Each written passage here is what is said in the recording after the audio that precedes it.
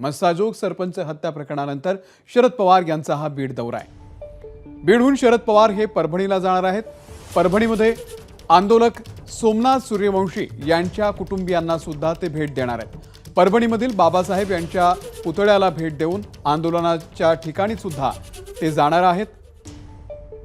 आंबेडकरी चळवळीमधील ज्येष्ठ नेते विजय वाकोडे यांच्या कुटुंबियांची सुद्धा ते भेट घेतील। परभणीमध्ये शरद पवार यांची दुपारी 2 वाजता पत्रकार परिषद सुद्धा होणार आहे।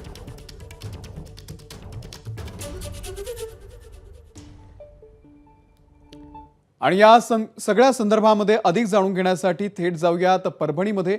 शरद पवार यांच्या परभणीतल्या दौऱ्याचे अधिक अपडेट्स आपल्याला देत आहेत आपले प्रतिनिधी पंकज क्षीरसागर।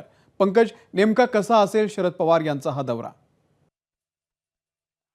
निश्चितच आपण जर बघितलं तर परभणीतील डॉक्टर बाबासाहेब आंबेडकर यांच्या पुतळ्यासमोरील संविधान शिल्पाची विटंबना करण्यात आली 10 तारखेला। यानंतर 11 तारखेला बंद पुकारण्यात आला होता आणि या बंद दरम्यान हिंसक आंदोलन झालं।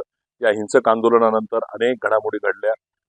तब्बल 9 दिवसाच्या नंतर काल विधानसभेच्या अधिवेशनामध्ये मुख्यमंत्री देवेंद्र फडणवीस यांनी या प्रकरणाचं विश्लेषण केलं, उत्तर दिलं या प्रकरणावर आणि त्यामध्ये त्यांनी स्पष्ट केलं की या सर्व प्रकरणाची निवृत्त न्यायाधीशांच्या मार्फत न्यायालयीन चौकशी केली जाणार आहे। या सर्व घडामोडींमध्ये मयत झालेल्या सोमनाथ सूर्यवंशी यांच्या कुटुंबाला 10 लाखांची मदत, तसेच ज्येष्ठ आंबेडकरी चळवळीतील नेते विजय वाकोडे यांच्या मृत्यूनंतर त्यांच्याही कुटुंबाला 5 लाखांची मदत, या सर्व प्रकरणामध्ये ज्या पोलीस निरीक्षकांवर आरोप करण्यात आले होते ते अशोक गोरबांड यांनाही निलंबित करण्यात आलेले आहे। या सर्व उत्तरावर काल देवेंद्र फडणवीस यांनी उत्तर दिल्यानंतर विरोधक कुठेतरी या उत्तरावर समाधानी दिसले नाहीत।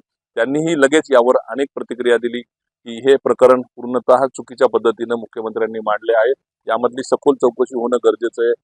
अनेक अधिकारी यामध्ये दोषी आहेत। निष्पापांना धरपकड करून कोम्बिंग ऑपरेशन करून मारण्यात आल्याचा आरोप विरोधकांनी केला आणि याच पार्श्वभूमीवर आज राष्ट्रवादी शरदचंद्र पवार पक्षाचे अध्यक्ष शरद पवार हे आज परभणीत दाखल होत आहेत। दुपारी 12:15च्या आसपास ते परभणीत येतील। त्यानंतर पहिल्यांदा ते मयत सोमनाथ सूर्यवंशी यांच्या कुटुंबियांची भेट घेणार आहेत। त्यानंतर ते डॉक्टर बाबासाहेब आंबेडकर यांच्या पुतळा परिसरामध्ये जाऊन पाहणी करणार आहेत, तिथं पुतळ्याला अभिवादन करणार आहेत।